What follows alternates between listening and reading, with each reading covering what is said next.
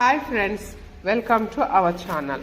మనం ఇప్పుడు తోటమాలి వెర్రితనం అనే ఒక చిన్న స్టోరీని చెప్పుకుందాం. గోపు అనే వ్యక్తి నగర శివార్లలో గల తోటకు తోటమాలి. తోటలో క్రొత్త మొక్కలను నాటి అవి పెరిగేంత వరకు వాటిని కాపాడుకోవలసిన బాధ్యత అతనిపై ఉండేది.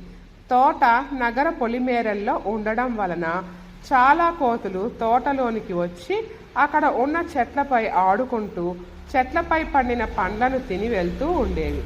ఒకసారి గోపుకు ముఖ్యమైన కార్యక్రమం కోసం దగ్గరలో ఉన్న పట్టణానికి వెళ్ళవలసి వచ్చింది.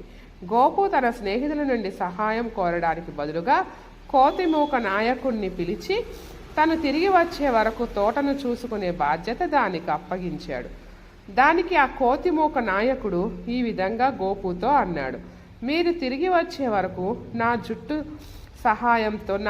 సహాయంతో నేను ఈ తోటను జాగ్రత్తగా చూసుకుంటాను. మరుసటి రోజు ఉదయం కోతిమూక నాయకుడు తన జట్టులోని కోతులను మొక్కలకు నీరు పోయమన్నాడు.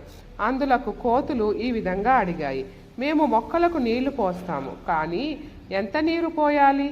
ఆ మాటలకు కోతిమూక నాయకుడు తికమక పడుతూ ప్రతి మొక్కకు బయటకు లాగి పొడవైన వేర్లు ఉన్న మొక్కలకు ఎక్కువ నీరు, పొట్టి వేర్లకు ఉన్న మొక్కలకు తక్కువ నీరుని పోయమన్నాడు. తోటమాలి తన తోట చాలా మంచి స్థితిలో ఉంటుందన్న ఆశతో తిరిగి వచ్చాడు. ఒక్కసారి తోటను చూసి దిగ్భ్రాంతి అయ్యాడు. తోటలోని మొక్కలన్నీ పెరికి వేయబడి నేలపైన చచ్చిపడి ఉన్నాయి. అప్పుడు కానీ తను ఎలాంటి తప్పు చేశాడో అర్థమయ్యింది. నీతి: తెలివి తక్కువ నిర్ణయాల వల్ల నష్టం వాటిల్లుతుంది. Thank you friends.